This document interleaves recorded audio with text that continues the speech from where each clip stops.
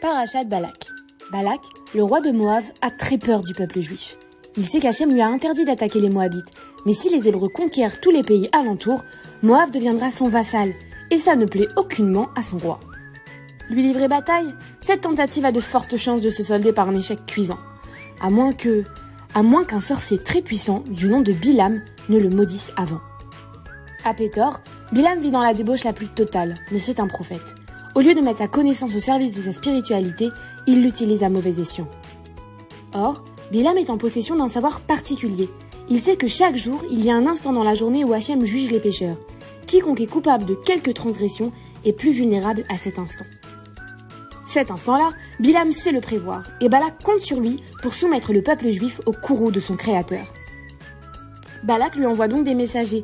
Bilam sait qu'Hachem ne le laissera pas les maudire, et comme prévu, Bilam prophétise le soir même, il ne doit pas aller maudire le peuple juif.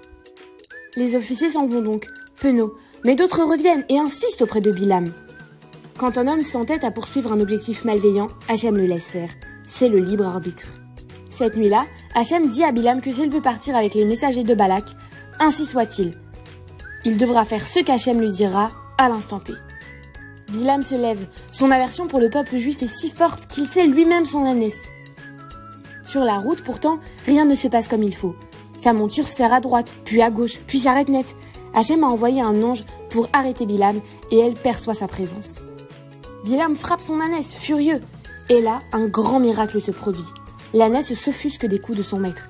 Hachem a fait un miracle pour que Bilam prenne conscience que la parole est dans les mains d'Hachem et qu'il peut le faire taire comme il peut faire parler un animal. Lorsque Bilam parvient à sa destination, il érige avec Balak 7 autels et offre 7 sacrifices. Mais malgré tous ses efforts, Hachem l'empêche de maudire et par 4 fois, Bilam bénit le peuple juif en clamant sa grandeur. La colère de Balak s'enflamme. Alors, en dernier recours, Bilam lui soumet son idée. Le Dieu des Juifs déteste l'immoralité, qu'il envoie ses plus belles filles séduire les Hébreux, et quand ils fauteront, ils déclencheront eux-mêmes le courroux de leur créateur. Les femmes de Moab invitèrent les enfants d'Israël au festin en l'honneur de leur Dieu. Ils s'adonnèrent à des pratiques idolâtres devant Baal-Péor et à l'immoralité, et les desseins de Bilam s'accomplirent. Sur l'ordre d'Hachem, Moshe convoque les chefs de tribu en les enjoignant à mettre à mort ceux qui ont fauté. Un des chefs de tribu, dans un geste de bravade éhonté, conduit sa maîtresse devant Moshe Rabbeinu. L'assemblée est si désemparée, les anciens pleurent sans savoir comment arrêter ce vent de folie, que Moshe ne se souvient plus de la punition qu'encourt un homme qui commet un tel acte. Mais dans l'assemblée, un homme s'avance, c'est Pinchas, fils d'Elazar à Cohen. Il tient une lance comme s'il veut protéger le chef de tribu, mais arrivé près de lui, il le transperce et le tue, lui et la femme avec laquelle il fautait.